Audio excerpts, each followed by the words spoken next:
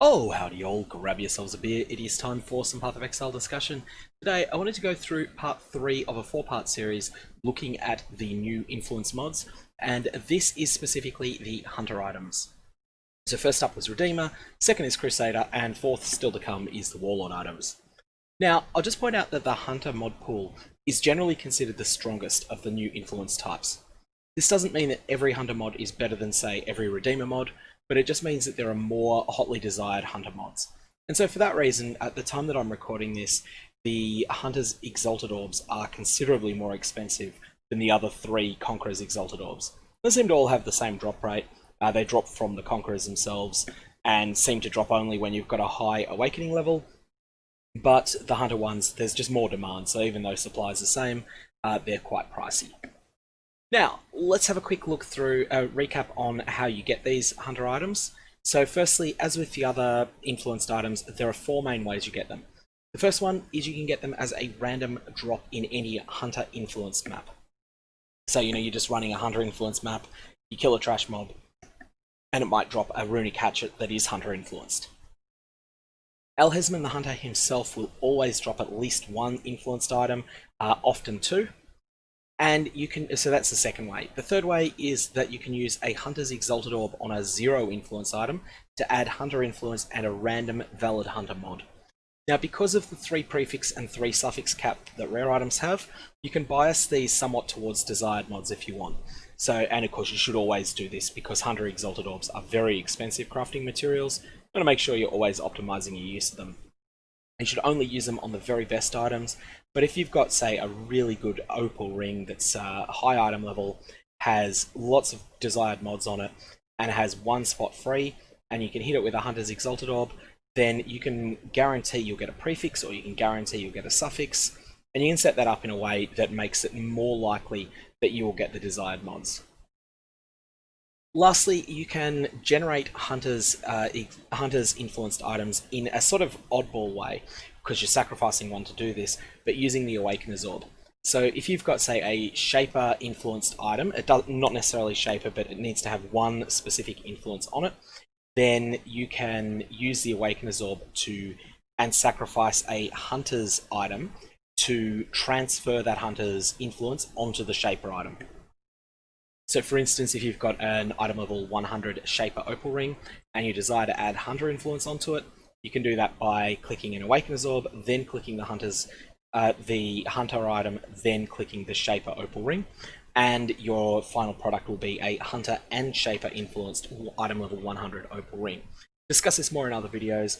I suggest doing a lot of research before using Awakener's Orbs because there's a lot of nuances to it, and they are a currency that can be the price of it in trade value to other players is based upon the best possible use for them. So if you're doing something that's mediocre with them, you can end up losing a lot of currency because Awakener's Orbs are still expensive. So let's go through the various different item slots, and first up we have AMULETS. There is a very powerful mod pool for Hunter specific mods on the Amulet slot. So going through, I'm not going to talk about every single mod, but I am going to talk about the ones that I think are either very strong or that are easily overrated. And I'll start with an overrated one, Projectiles Pierce and Additional Target. This is actively bad for a lot of builds. The reason for that is that pierces interfere with forks and chains. A projectile can't fork until it has used up all of its piercing, and it can't chain until it has used up all of its forking and all of its piercing. So for that reason, it is not necessarily always a good thing to gain additional pierce. However, this is an objectively powerful mod on builds that can use it. That is builds that are not intending to rely upon fork or chain at all, and that just want to use pierce as their way of gaining more coverage of the screen. So that's up to you. I generally favour chain very heavily over fork and pierce, but your opinion may very well be different. Next up we have Movement Speed. The numbers on this are good. This is a good mod. Movement Speed is a currency acquisition multiplier because most of the time when you're killing trash mobs in maps, what is limiting you is your movement speed. 10% increased movement speed is therefore a huge boost to the amount of monsters you can kill per hour. Additionally, movement speed is one of the best defenses in the game because you don't take damage if you don't get hit, and movement speed helps you not get hit. So this is a really good mod. The lower tier is not so great, but the top tier is. 6% isn't so hot, but 10% feels like a really substantial amount of move speed. However, of course, there is a high opportunity cost to this because the other hunter prefixes are so good that maybe you'll end up being disappointed with this because you wanted something else even more impactful. Okay, so next up we have something that looks really bad. Physical damage leached as life. However, you'll notice one word is missing from this, and that is attack. This is not physical damage with attacks, this includes physical damage from spells, which is pretty hard to get that sort of leech any other way. If you're playing Blade Vortex, you might want to consider this, and not just Blade Vortex, this would also apply to other physical damage spells. So if you're playing Bladefall, for instance, which is an off-meta skill but isn't totally terrible, then this is something that could be useful to you.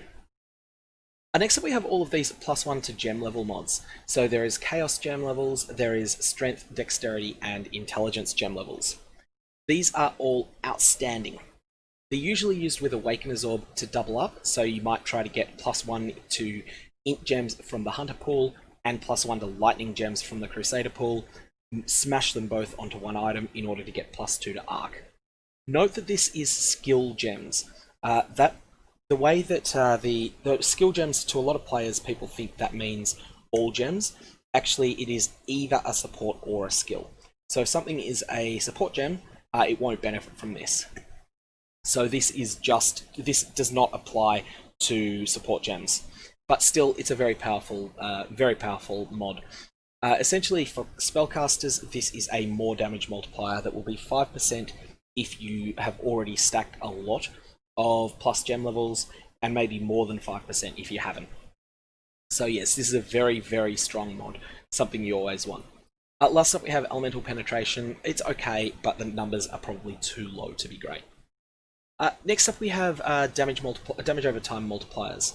You'll notice that there's 8 different mods here. This means you're going to see this a lot, and these are something that are just very niche mods. If you need these, you know you need them, you know they're good. If you're playing most builds, you'll get absolutely no benefit from this. But, for instance, Chaos Damage Over Time Multiplier is an incredible mod. If you're playing an Essence Drain build, it is actually probably going to be better even than getting +1 to all Chaos Skill Gems. So you definitely want these mods. They're very solid, but they are very narrow niche. So there won't be as many people wanting your item if it's got these on it, but they're very solid. Next up we have Regenerate percentage of life per second. There's pretty high numbers on this. 2% is high, and this is something I consider to be mostly just a serviceable mod. It's not great, but it's okay. But if you get this on a Marble Amulet, it's quite a bit better. On a Marble Amulet, this will be pretty meaningful because you're starting to really stack a lot of life regen, and life regeneration per second. It's just one of those stats. The more of it you have, the more noticeable it feels. Malevolence has reduced mana reservation, is fairly solid, but if you're looking to run lots of auras, you might want to try to upgrade from this to the All's Uprising unique amulet instead. If you can get your hands on that. That's going to be Trade League only because it's a rare drop from All the Crystal King, who is a very difficult boss that is rarely found deep in the Delve Mines. However, if you're wanting to run exactly 100% worth of reservations, and that includes Malevolence, then this mod is really good because it'll free up enough mana for you to function. Depending upon the divine roll that you've got there, so whether it's 20% or 24% or something in between, you'll get 10 to 12% of your overall mana in order to work with. That can be enough for a lot of builds, so that can be really good if you're wanting to run, say, Malevolence plus one other 50% aura, or maybe Malevolence plus 2 Unlinked Heralds. If you're in that situation, then this is quite a good mod. Next up we have the Random Charge on Kill. This is an interesting one. A lot of players underrate this. I think it's quite strong, but I don't think it's outstanding. If you are running through a map, just clearing your way through a map, the top tier version of this will probably keep you at full power, frenzy, and endurance charges most of the time. Not all the time, but most of it. On the flip side, the lower tier, you'll find that you'll often be at full charges, but not always. So for that reason, you should see this as being quite a boost for clear speed, and also for safety while clearing, because getting a bunch of endurance charges will make the difference between life and death sometimes. I think this is a solid mod, and it's better the less control over charge generation that you have in general. But it's not an amazing one. It also tends to fall off in bosses. Really good against metamorphs because you're killing enough trash that you should be at full charges all the time, just from the metamorph's own spawns. But a lot of the longer boss fights do not have enough trash for this to work well. So for instance, if you're fighting the Elder, this will be enough to keep you at full charges only during the phase where the Shaper, or where the Shaper is trying to restrain the Elder, and you're trying to protect the Shaper. During the rest of the fight, you're just going to end up with almost never having any charges. Sometimes you'll kill a trash mob, you'll get one charge, and no one really cares about just having one charge, especially when it falls off 10 seconds later. So yeah, this is more something for clearing maps than it is for bossing, and it's pretty strong, but it's not amazing. Last up, we have something that's outright terrible, which is this decreased attribute requirements for all your items and your gems. This sounds good at first until you think that actually, unless you're wanting to run an item like Mjolnir that has very, very high stat requirements, you would just be better off having plus 30 to all attributes. There is a Synthesis League exclusive unique item, I believe it drops only from Cortex, that has extraordinarily high attribute requirements, and maybe in that very narrow niche you might want this on your amulet, but all in all, not really impressed with that mod at all. Anyways, that's the amulets. Amulets for the Hunter are exceptionally good, even if not every single mod is exceptionally good. The overall packages, they're really good. Next up we have rings, and rings have a weaker mod pool, but it's not terrible. I just want to point out something that's important to note. The experience increase mod is very, very, very, very, very rare. It has a weighting of 50. So, as I've explained on the other videos of this, that the weighting is essentially the number of raffle tickets that are allocated to that mod. A normal mod, so for instance, any given tier of max life is 1,000, and so that means that essentially you can think there are 1,000 raffle tickets with Stout on them in the pool. One of these tickets is drawn, and that mod is added to the item. If there's 1,000 chances to get Stout, and there's only 50 chances to get increased experience gain, you can see there that increased experience gain is going to be 20 times rarer than any specific tier of life roll. So with that in mind, don't count on seeing this very often. I don't feel it's strong enough to warrant really aggressively targeting getting it, but it's something, you know, it is a cool mod, but it's not something you're going to easily get your hands on if you do target for it. The main mods of note here are the Curse on Hit rolls that are available. So these are Curse enemies with a level 5 to 8 elemental weakness on hit, and Curse on Hit with Despair. You'll notice from the mod groups here that they are Curse on Hit Despair, Curse on Hit a level elemental weakness. Some of the other versions, such as the Elder ones, these are in the same group as each other, Poacher's Mark and Warlord's Mark. That means that you cannot roll simultaneously on an Elder item. You cannot get both Curse enemies with level 12 Poacher's Mark on hit and Curse enemies with a level 12 Warlord's Mark on hit. Nor can you get the Shaper curses on the same item either. So these are also mod group Curse on Hit level. If you created an Awakener Orb item that had both Shaper and Elder influence on it, you could only have one of these these 3 curses total. Arse Mark, Poacher Mark, and Warlord's Mark. They're not compatible with each other. However, the Hunter ones are compatible with everything. So, for instance, I'm using Elemental Weakness and Frostbite on my current character in the Metamorph League, and you can certainly make combinations like that by taking, you know, Despair and some other curse that you want to have with it. That's possible to do. And Anti-Reflect is another mod that I wanted to quickly discuss. These, I don't feel they're quite good enough. They're an exciting mod potentially because if you have 100% reduced reflected elemental damage taken, then you can just ignore the elemental reflect mod on maps. You can just treat it as though it's not there. And you can get Hunter's Rings, and also there's a Pantheon option for 25% reduced reflect. There's a couple of passives on the a couple of nodes on the passive tree that will do that as well. Lots of interesting stuff there, but generally speaking, I think that there's not quite enough value in that for most players. By all means, if you really hate reflect, consider those mods. But I would generally say just re-roll maps that have reflect mods that your character is allergic to, rather than trying to get a Hunter Ring that is good on its own but also has this mod on it. I don't think that this mod carries an otherwise bad or mediocre item either. So if you've got an item that would be just adequate without this on it, adding this to it won't make it into a great item, it'll just make it into a good one. Otherwise, not that impressed with the various other mods that are available on the Hunter Rings. That doesn't say that there's no use for them, just they're underwhelming. Next up we have belts, and belts look pretty damn nice on the prefix side of things. So we have increased maximum life is really strong, as you know, I think life is really good for any character that's a life character. And this is one of the draws towards using an Elder Belt normally, and now you've got an alternate option. You can use a Hunter Belt instead. I've never been a fan of a chance for your flasks not to consume charges, and I'm not sure, I believe there's a high internal cooldown on this flask charge on crit mod. I've not actually tested this extensively, but I'm under the impression that this doesn't just cause your flask charges to explode. I think it's capped at something like, you know, twice per second or something like that, which makes it not so great. However, I don't actually know for certain that that's the case, and it's one that I'd need to find someone would need to do some testing on it. I'm not aware of that testing having happened yet.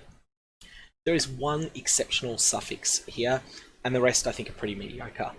But 10 to 12% increased attributes is huge.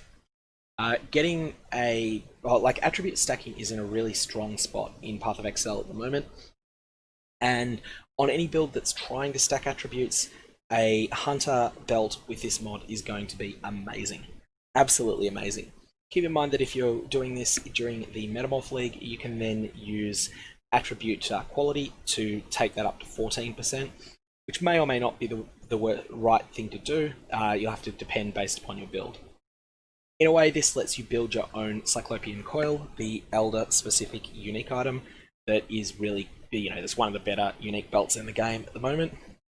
This lets you sort of build your own one another way. Otherwise, though, I'm pretty underwhelmed with the Hunter Belt other mods. So there's a couple of good ones, but the rest just don't really do all that much as far as I'm concerned. Armor penetration is solid, and armor penetration is, of course, enemies have reduced physical damage reduction against your hits. So armor penetration is solid. If you are a build that is using pure physical damage and is using, say, the Pride Aura to scale that, maybe you're an Impale build, in that case you will do well from having that mod on a belt. But otherwise, everything else, just the numbers aren't high enough. They're okay, but they're not great. Next up we have gloves, which are probably tied with amulets for the strongest overall mod pool. In fact, maybe they're even better than the amulets are. Firstly, we have Intimidate and Unnerve on hit.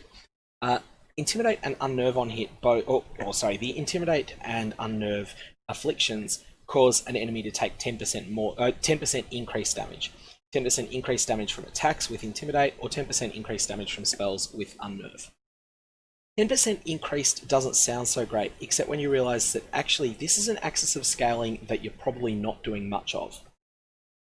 So for instance, if you have 700% increased damage on the rest of your equipment, getting another 10% doesn't really do very much at all. That's going from dealing 8 times base damage to 8.1 times base damage. It's a little bit more than 1% increase in your total damage. But the only things that this is really competing with is shocks on the enemy that you're hitting, and a couple of other effects like it. For that reason, just take my word for it, these are very potent mods. In fact, they're so potent that they have been very deliberately made item level 85 only, or 85 and higher only, making them some of the rarer mods that are available. Quite difficult to get your hands on, but once you do, they will certainly reward you a lot. Next up, you have probably the best mod in the Hunter pool, which is Strike Skills target one additional nearby enemy. This is absolutely incredible for any build that's running a skill like Val Double Strike or any other close range melee attack. Anything that has the strike tag on the gem. What this does is it gives you half the benefit of the Ancestral Call support gem, but with none of the penalties and none of the quite considerable opportunity cost of using Ancestral Call support. This is really, really, really strong. It's just a clear speed multiplier, and it's something that any build that wants to play a strike skill does. It's not an option. It's something you must have. It's something you just really should use a set of gloves that have got that mod on it, even if the rest of the gloves aren't very good. So, you know, say for instance, if you had two sets of gloves you could choose between, one is life triple resist and has really good resist, and then the other one is strike skills target one additional nearby enemy and only has miserably low amount of life, miserable resist. You should use the hunter gloves that have got this skill, that have got this mod on it, and then fix up your resist some other way. Maybe drop a damage aura in order to pick up Purity of Elements. It's that good a mod. Lastly, you have chance to impale enemies on hit with attacks. This is not as good as it sounds. Impaling is a damage multiplier, but it's something that you get chance to impale to 100%, which is its cap, very, very, very easily, and you get that by taking nodes on the passive tree that you would have wanted to take on an impale build anyway. I think this is a really underwhelming mod, and it looks good, but it actually isn't. On a suffix side of things, you have damage over time multiplier. You want this everywhere you can get it if you're playing a damage over time build, so you'll definitely want this. You'll know if that's you. And you have increased percentage dexterity. You want this on every piece of gear you can get it on if you are a dexterity stacking build. And there's a lot of strong ways to stack dexterity and do a lot of cold damage with bows. So even the mana gained for each enemy hit by your attacks is a potentially strong mod. The numbers look really low, 3 to 5 mana gained per hit, but it still adds up. If you're in a situation where you're just not quite sustaining mana, then this can put you into mana over sustain territory, which is where you want to be. So that's the gloves. Hunter gloves are incredibly good, and there's a lot of potential to roll in some amazing, amazing gloves there. Last thing I'll add is on the glove side of thing is that you can consider buying a set of good incursion gloves that are high item level, so 85 plus, and that already have exactly 2 prefixes and 2 to 3 suffixes. Craft a suffix on them if needed so that they have 3 suffixes, and then smash them with a Hunter's Exalted Orb, and you have a lot of potential to get a really spectacular item if that Hunter's Exalted Orb hits one of the good prefixes, and there's a lot of good prefixes there. Unless you hit Impale on hit, which is going to suck, then you're going to get something great. Incursion gloves are already really good as well. So yeah, do give that some thought if you're looking to do some high-risk crafting. Next up we have boots. Boots are all about 2 mods with an okay third one. So we have some pretty bad mods. Projectiles pierce a lot, unaffected by desecrated ground. As far as I'm concerned, for most players there is nothing in the prefixes here. However, as I've already mentioned when talking about projectile pierce earlier on the amulets, it's not totally useless, it's just that it's niche. If you want pierce, then here's a spot you could get it, but boots have so many other mods you want on them already. You already want to have movement speed, you probably want to have life or energy shield on them, and it's usually good to get resist as well. So for that reason, it's pretty difficult to make this work. Strength stacking is one of the okay mods. It's actually very strong for one particular build, which is Baron-based strength stacking builds that are very popular in 3.9. So for that reason, that's a really strong mod. But then there's the big one. You have Tailwind if you've dealt a critical strike recently. You notice this one's pretty rare as well. 100 is the weighting of the mod, so you're not going to see this very often, and you'll be very lucky if you have a set of boots that you then hit with a Hunter's Exalt. You'd be very lucky to hit that. Most of the time you won't. But it's really good. Tailwind is a 10% speed multiplier for both movement speed and for... so not just movement speed, but also action speed. And it applies to you... It's normally something only Deadeyes can get, and it will apply to you a lot of the time if you've dealt a critical strike recently.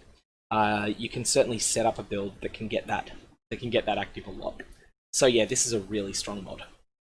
Lastly, there's the fairly niche but also fairly powerful faster damage from ailments mods. This is a mod you want if you're playing a build that can use it. Very solid but very niche mod. Next up we have helmets, and I'm just genuinely not impressed with the Hunter mod pool on helmets. There's lots of damage spells, which is okay, but I don't think the numbers are quite high enough to be excited about it. By all means, use a helmet if you get one. If you're playing through the game and you kill Al-Hezmin and he drops a helmet that would otherwise be good and has one of these mods attached to it that's useful, then yeah, by all means use it. But I don't think it's amazing. There's these ailment spreading mods that you don't have any control over them. It's 3 seconds per 8 seconds. I find I'm not generally a fan of these oscillating buffs. I think most players aren't. They are really good when they work, but they don't work very often. And we've got this powerful increased intelligence stacking mod, which would be great, except that I just don't really see people stacking intelligence at the moment. It can be done. There's no reason you can't do it. It would be particularly good on an intelligence stacking lightning damage wander, but I haven't seen anyone playing a build based around that. So for that reason, I'm underwhelmed by the Hunter helmets. They're not useless, but they're just not exciting. Next up we have chest armor, and chest armor has a major pull, which is more life rolls. Just like Elder armor, there's these really strong mods that give you percentage increased maximum life, and this is just a strong thing to get on armor on most characters. Anyone that's a life build, this is a desirable mod. Whether it's the best mod around is another question, but often it will be. Now we have physical damage from hits taken as chaos damage. This is one of those mods that is actively bad for most players, but if you get this on a set of energy shield gear, it is actually really good.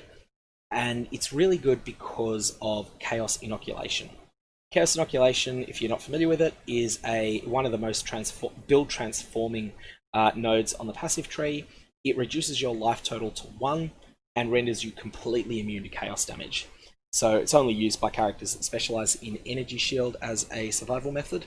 And if you're playing a Chaos Inoculation character, this mod essentially reads 15% of physical damage from hits not taken at all. That's pretty strong. However, there's a major issue with this, and that is that it is a prefix, and therefore there's a high opportunity cost to this mod. You can't get this mod and get 3 energy shield prefixes, and most of the best energy shield body armor comes from having all 3 types of energy shield prefix. So these types are to get plus flat energy shield, such as the Resplendent mod, plus percentage of energy shield, such as Unfaltering or Unassailable, and hybrid energy shield, such as Seraphims or Djinns. Ideally, you would have all 3 of those mods, so 1 high tier from base local defenses, 1 high tier from defenses percent, and 1 high tier from defenses percent and stun recovery.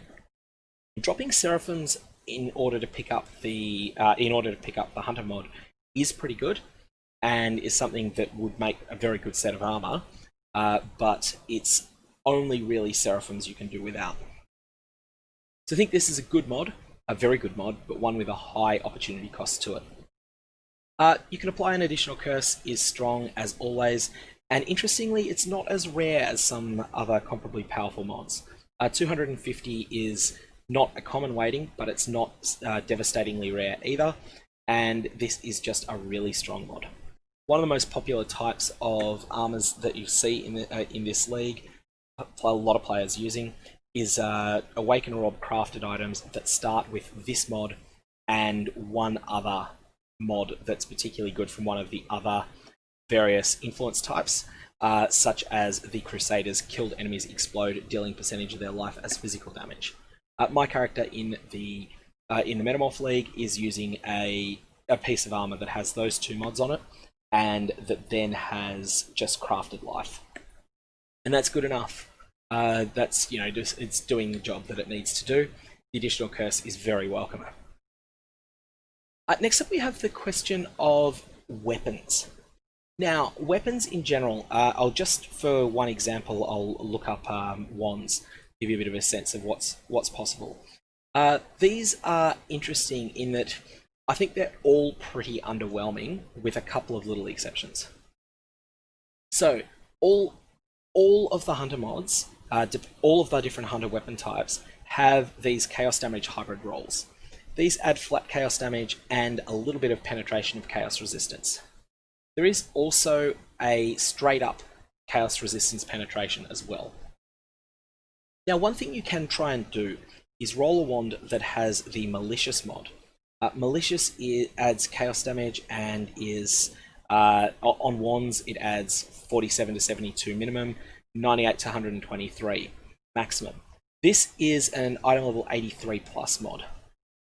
If you were to get malicious and also get a reasonable tier of chaos damage hybrid, and also get a reasonable tier of chaos penetration with attacks, that trio might actually have some use. And I've not done any theory crafting around this, but I think there is some potential for builds like around Cobralash to potentially do this. This is available for all types of weapons with slightly different numbers. So I'm looking at wands here, and you've got, you know, these are the numbers for it. Claws might be different, bows might be different, two-handers definitely will be different. So the numbers will be different, but the fundamentals are the same. If you're looking to make a build along these lines, may I suggest using claws, because claws are the best weapons in the game at the moment. That's assuming that you want a melee weapon. If you want a ranged weapon, then you could choose between bows and wands, and having not done any theory crafting, I can't really specify which of them is likely to be better. The other thing that's often available on the hunter mods is various stat stacking payoffs. So you'll see here that a hunter's wand has the ability to roll 1 to 5 or 6 lightning damage to attacks with this weapon per 10 intelligence your character has. These are very strong payoffs for going stat stacking. The ones that are available, so there is lightning damage per 10 intelligence, is on most weapon types that have an intelligence requirement. Fire damage per 10 strength is available on most weapon types that have a strength requirement, and cold damage per 10 dexterity is available on most weapon types that have a dexterity requirement. Now, the dexterity one is a very popular Shaper mod. The reason I don't think the Hunter one is so good is because the Shaper has the whole package for the influence type. The Shaper mod pool provides both the dexterity providing cold damage mod, but also provides a number of incredible mods to provide additional clear speed. Things like additional arrows, socketed attacks chain, things like that. The Hunter just gives you the damage payoff, but doesn't have all of the rest of the package. So for that reason, I'm not particularly wrapped in the Hunter versions. I feel that any of these stat stacking mods would probably be better done as a Shaper or Elder weapon. So it's Shaper if it's intelligence or dexterity. I think it might actually be for fire. It might be I'm going to actually check that. For fire, it might be Elder or it might be Shaper. I have to confirm that. Oh, Doesn't even seem that it's available on either of them on two-handed mauls. In any case, no one really cares about the... no one really cares about... Oh, there it is. Sorry, it is a Shaper mod for all of them. It's hiding there from me. I couldn't see it. So yeah, Shaper items, I think, are just better than Hunter ones in that niche. So for that reason, I'm not really wrapped with Hunter weapons. In fact, the new influence type weapons, I'm not really all that impressed with, full stop. However, there are a couple of other options that you need to consider in gear slots, and those are Quivers and Shields. So let's have a quick look at the Quiver options. So Pierce has already been discussed, because it's available in other places. It's niche. Maximum Chaos Resistance is an okay stat for, well, at least for some builds, but it is too small an amount to matter. I'm not going to suggest using this because 1% just isn't very much. There are other ways of getting this stat, and you can get quite a lot more of it. Movement speed, however, I think we've already said movement speed is strong. Movement speed is a powerful defense because it gets you out of danger. Movement speed is a clear speed multiplier, and therefore a currency generation multiplier. So this is a good mod to have on a Quiver. On the suffix side of things, the only thing I think is really solid is the damage over time multiplier options, and these are really, really niche. But if you're playing, say, a bleed build, you will gain a lot from having physical damage over time multiplier. If you're playing a bow bleed build, which is a reasonably uncommon setup, if you're playing a bow poison build, then you will gain a bit from the chaos damage over time multiplier, and of course, if you're playing an ignite build, then fire damage over time multiplier is looking kind of nice. So burning arrow can get some benefit here, but it's pretty niche. If you need those, you know you need them. Lastly, there is this poison damage mods. These are pretty strong. So that's Quivers. Shields are next, and Shields are a bit better. Shields will give us the much better maximum resistance mods. +1 to all maximum resistances. Note that this is all 3 elements and chaos as well. And so now you can see why I was not impressed with 1% to maximum chaos resistance in the Quiver section. We have maximum chaos resistance 2% is an option as well. And then there is percentage life. Every single one of these prefixes is good. And that's something that's important. Hunter Shields, therefore, have a lot of potential to turn out to be pretty strong. In the event that Hunter Exalts were to become cheaper, which I don't really expect to happen, then you might even consider seeking out good shields that have 2 prefixes and 3 suffixes, and then finishing them off with a Hunter Exalt. Lastly, we've got the suffix side of things. I'm generally unimpressed here. It's not that there's no use to these mods, it's just that I feel that that this is an item slot that you would probably be more inclined to fix up resistances in. Socketed gems have reduced mana reservation is quite a lot weaker than the various universal mana reservation reductions that are available in other gear slots, and so I'm just generally not that impressed with it. Anyways, that covers all of the different item slots for Hunter influenced items. If you've got any comments or questions, definitely fire away below, and undoubtedly you may have found some mods that that you think I've gotten wrong, that you may think that that there's much more potential for certain mods than I've given it credit for. But generally speaking, I think that Hunter items have the most to offer in the Amulet slot for pretty much almost every build. There's a good option in the Amulet and in the Glove slot. Those two are incredible. Lots of other slots. The other slots vary between lackluster in rings and weapons through to solid but unspectacular in the boot slot. But anyways, any comments or questions, fire away below. Otherwise, I'll leave it there, and I hope you have a good one.